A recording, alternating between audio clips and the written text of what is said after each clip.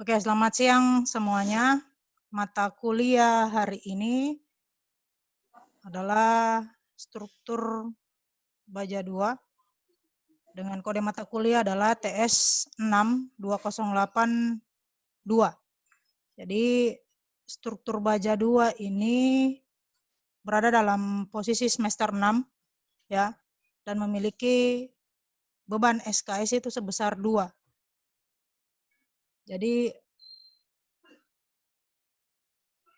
beban SKS 2 yang selama ini kalian tahu itu seperti apa?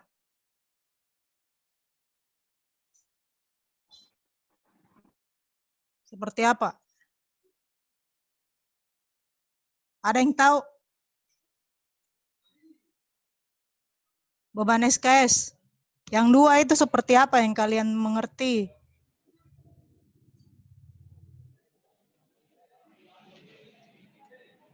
Ada yang tahu?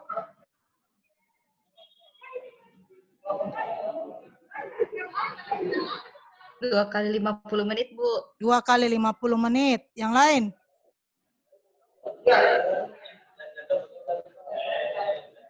Dua kali 45, Bu. 2 kali 45. Oke. Jadi di beban SKS 2 itu ada beberapa poin yang harus kalian perhatikan. Jadi ada tatap muka, ada tugas terstruktur, dan ada kegiatan belajar mandiri. Ada 3 poin toh, tatap muka, tugas terstruktur, dengan belajar mandiri. Jadi masing-masing 2 SKS.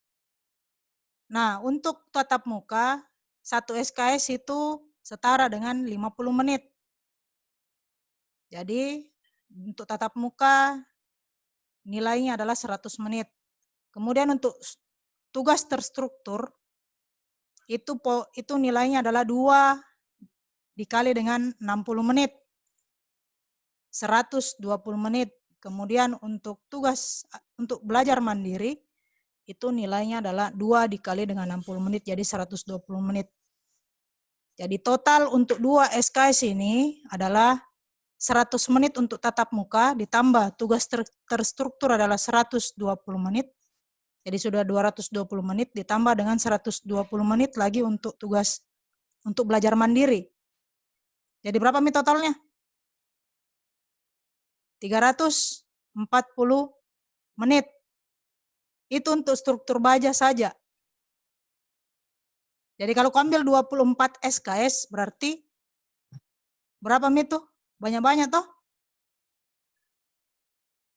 Ya, jadi seperti itu beban 2 SKS. Jadi bukan hanya tatap muka yang berada di kelas saja. Jadi ada tugas terstruktur, ada belajar mandirinya. Masing-masing 2 SKS. Ya, oke. Nah, di mata kuliah struktur baja 2 ini, saya akan buka dengan pendahuluannya ya, mengenai struktur baja.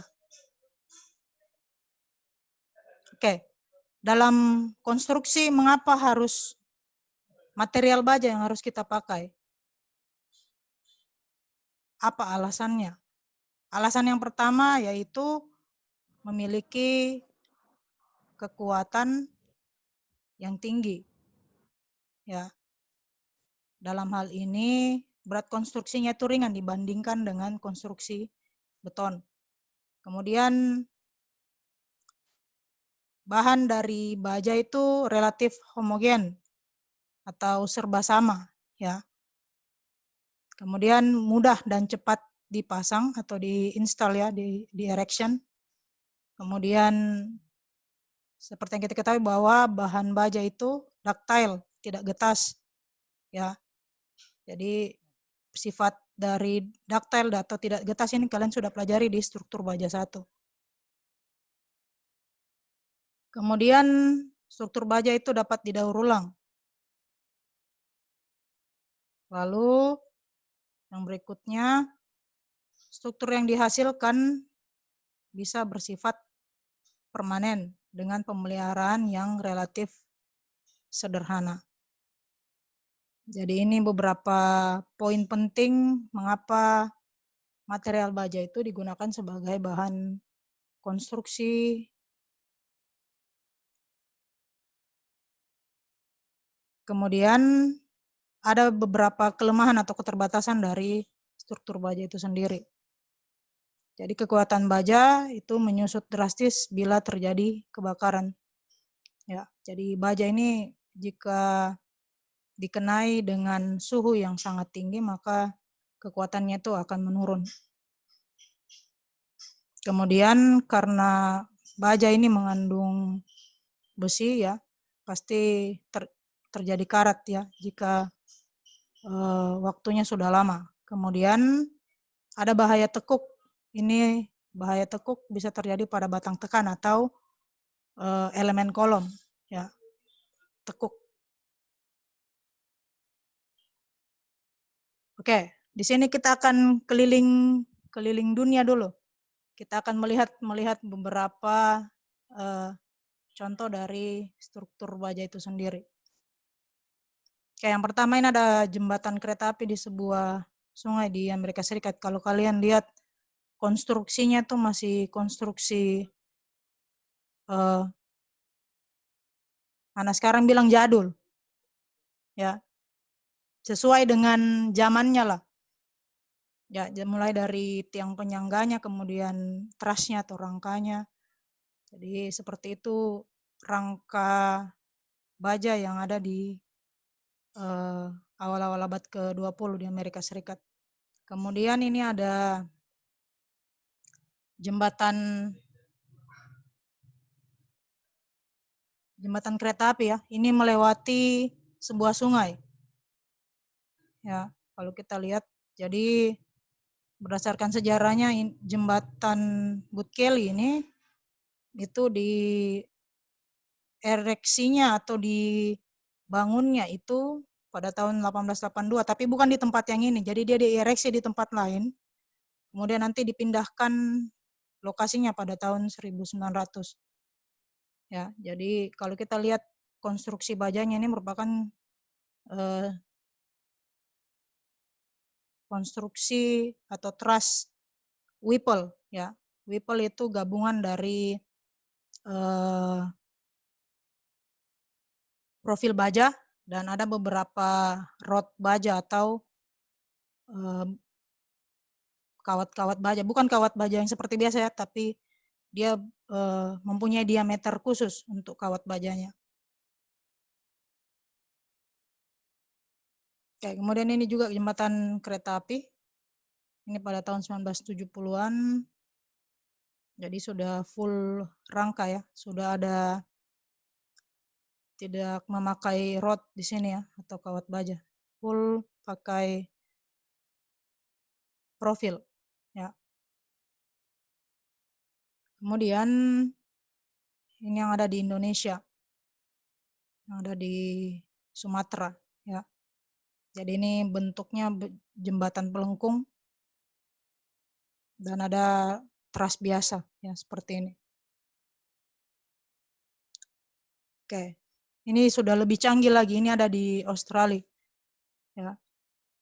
Di bagian rangka bawahnya itu, di platnya atau di decknya itu bisa dilewati oleh kendaraan maupun di bagian rangka atasnya ya. Jadi ini sudah lebih canggih lagi jembatannya. Kemudian yang lebih modern lagi ada dikenal dengan jembatan cable stay. Jadi salah satu jembatan cable stay itu berada di Jepang ya. Jadi ini pakai kabel-kabel baja. Bukan kabel-kabel seperti biasa ya. Jadi yang saya katakan tadi kabelnya itu ada diameternya.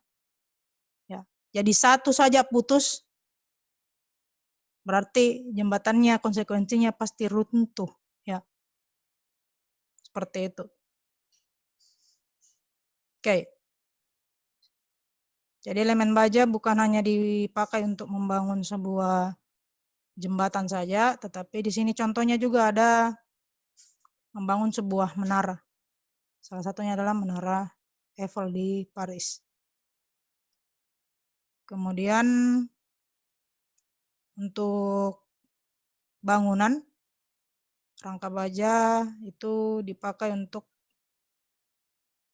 konstruksi atap, ya, rangka dari atapnya. Ini termasuk rangka baja ringan, ya. Jadi beda rangka baja konvensional dengan rangka baja ringannya. Jadi beda mutu, ya. Kemudian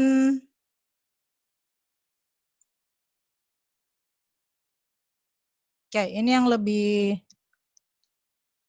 prestisius lagi, bahwa rangka baja atau elemen baja itu sendiri bukan hanya dipakai untuk seperti rangka-rangka atau portal-portal biasa. Jadi bisa dipakai untuk membangun kubah atau kita sebut dom, ya. Lalu dipakai untuk membangun stadion, ya. Stadion. Kemudian dipakai juga untuk membangun gerbang penutup pada sebuah sungai. Jadi seperti bendungan, ya. Seperti bendungan. Jadi ada gerbang penutupnya. Jadi gerbangnya ini bisa dibuka, bisa ditutup tergantung dengan volume air yang mengalir pada sungai. Oke, selain itu dipakai juga membangun gedung pencakar langit. Ya. Jadi seperti ini, di erection, ini beberapa contoh bangunan pencakar langit. Jadi yang Asia itu paling terkenal ini, Menara Kembar di Malaysia. Apalagi namanya? Menara apa? Petronas. Petronas. Menara Petronas. Oke, kalau yang ini ada yang tahu? Ini ada patung apa ini? Patung Liberty, Bu. Oh, Liberty. Saya kira ada Liberty di situ. Ada, Bu. Ada. Dilerikan di situ Liberty. Oh, Liberty. Di bawahnya, di bawah. Iya, di bawahnya patung tempat Oh, di lahir. bawahnya. Liberty. Patung Liberty ini bangunan gedungnya, tahu? Tahu gedungnya? WTC. WTC, World Trade Center, yang sudah rata dengan tanah. Ini dia. Ini waktu dia kolaps atau runtuh. Ya, gambarnya. Ngeri sekali, ya. Banyak korban jiwa di sana. Nah, ini saya mau cerita sedikit tentang mekanisme dari keruntuhan WTC, ya. Jadi seperti kita ketahui bahwa WTC ini runtuh karena ditabrak oleh pesawat, ya. Jadi kalau kalian lihat videonya, dia ditabrak seperti ini, ya. Jadi ada keruntuhan pada kolomnya, ya. Jadi kolomnya ditabrak sampai menembus ke sisi sebelahnya, ya. Jadi ini mekanisme pertama. Kolomnya ditabrak semuanya. Kemudian mekanisme yang kedua, itu terjadi perpisahan atau pergeseran antara bagian atas yang tertabrak dan bagian bawah yang tertabrak. Jadi bergeser, ya. Bergeser, sambil bergeser dia perpindahannya itu ke bawah, ya, atau dia jatuh karena ada gaya gravitasi, ya. Sambil dia bergeser, dia juga menurun. Nah, setelah itu terjadi kontak antara kolom dengan lantai yang ada di bawahnya, ya. Terjadi kontak, maka menyentuh pada bagian setiap lantainya. Kemudian mekanisme yang berikutnya, itu terjadi keruntuhan secara terus-menerus sampai kolom yang ada di atas ini menyentuh pada bagian bawahnya. Seperti ini, ya. Jadi keruntuhannya secara bertahap. Jadi kalau kalian lihat videonya itu ada beberapa jeda waktu untuk dia sampai runtuh, sampai ke bawah. Ya. Jadi beberapa mekanisme yang terjadi karena kita tahu bahwa konstruksi yang dipakai di WTC ini adalah memakai elemen baja. Ya. Karena elemen baja tidak tahan panas, maka ini salah satu poin yang akan diterima oleh elemen baja itu sendiri. Ya.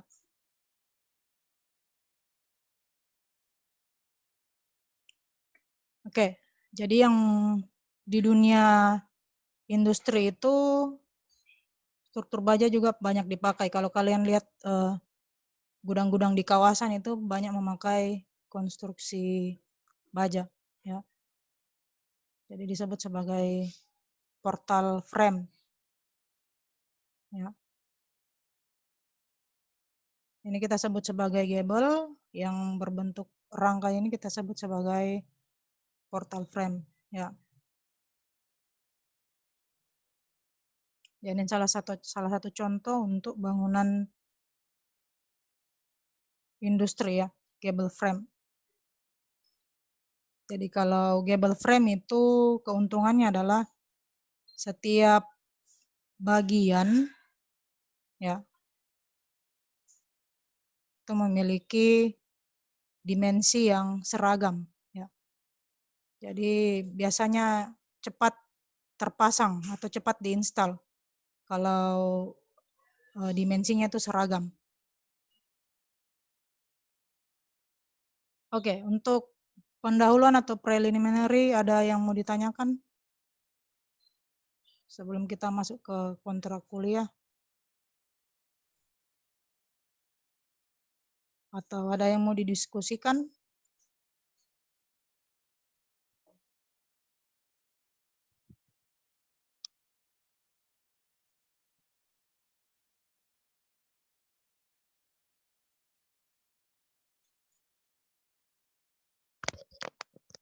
Jam siang ya, jadi mengantuk.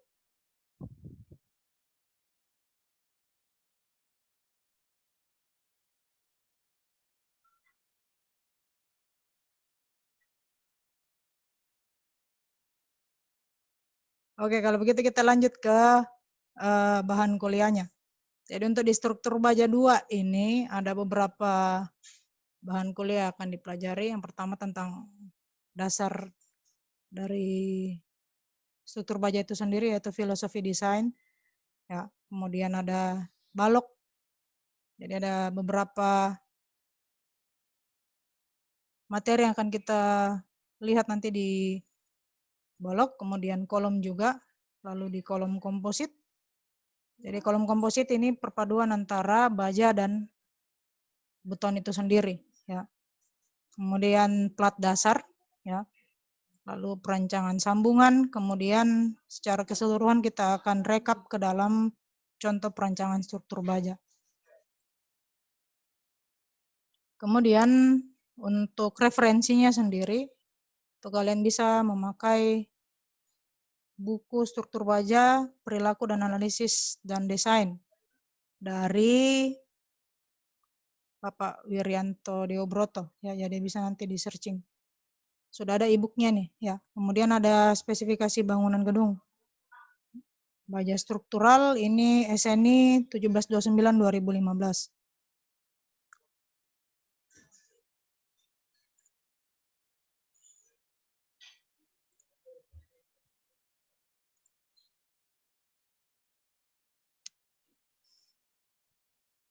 Oke, ada yang mau ditanyakan? Sampai di sini? Saya, Bu. Siapa? Sebut nama. Yoel, Bu. Stambo. 16.222. Ya, silakan ya. Bu, ini yang untuk komposit itu untuk bagian beton bertulang atau bisa juga kita pelajari untuk yang untuk strukturnya menggunakan beton tapi atapnya menggunakan rangka baja, Bu. Oke. Nah, untuk kolom komposit sendiri karena ada kata komposit di belakang berarti nanti perpaduannya antara kolom dan antara baja dan beton itu sendiri. Jadi karena di properti dari baja itu sendiri atau profil dari baja itu sendiri ada yang berbentuk persegi, ada yang berbentuk lingkaran. Jadi nanti bagian yang kosongnya itu akan diisi oleh beton. Bagian kosongnya akan diisi oleh beton. Jadi jika berbentuk profil IWF atau profil I, maka dia akan dibuatkan perancah, ya, atau semacam backcasting untuk dimasukkan atau dicorkan beton segar ke dalamnya. Jadi nanti berbentuk kotak seperti beton itu sendiri. Jadi perpaduan antara profil baja itu sendiri dan material beton. Jadi tidak ada tambahan beton bertulang lagi di dalamnya. Tidak ada lagi tambahan tulangan di dalamnya. Jadi pure antara profil baja dan beton itu sendiri. Kemudian mengenai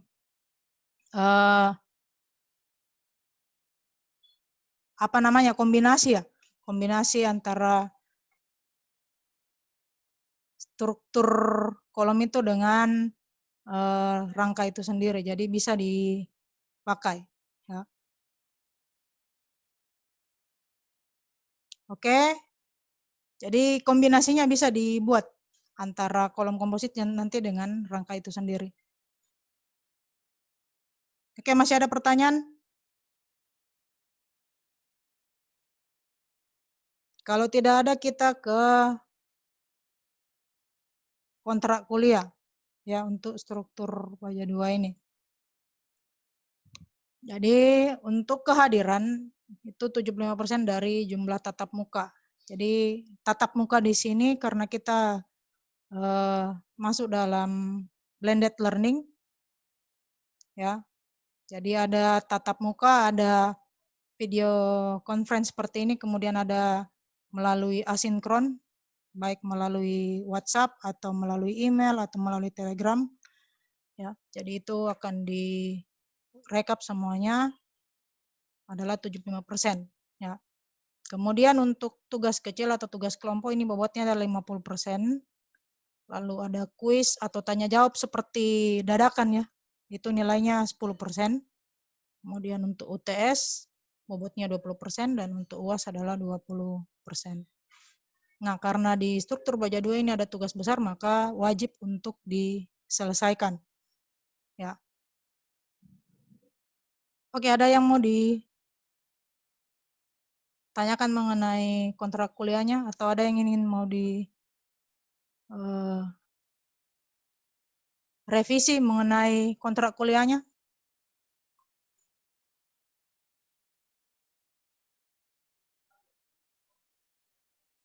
Oke, diam berarti saya anggap setuju, ya.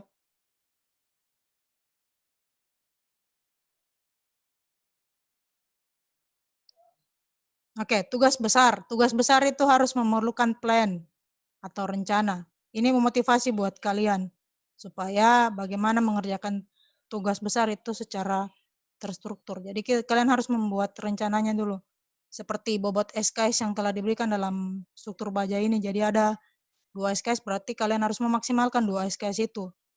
2 SKS untuk tatap muka, ya. Kemudian 2 SKS untuk tugas terstruktur ini. Jadi kalian harus memanfaatkan yang 2 SKS itu, lalu 2 SKS itu untuk belajar mandiri.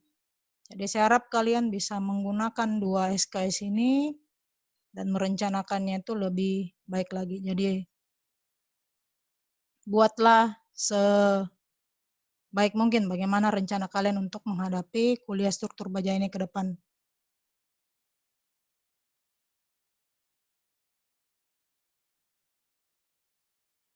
Oke, masih ada yang mau ditanyakan mengenai pertemuan pertama kita ini?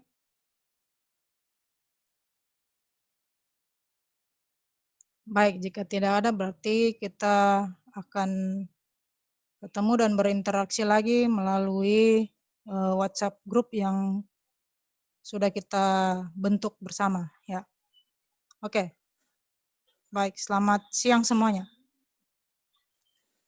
Selamat siang, Bu. Bu.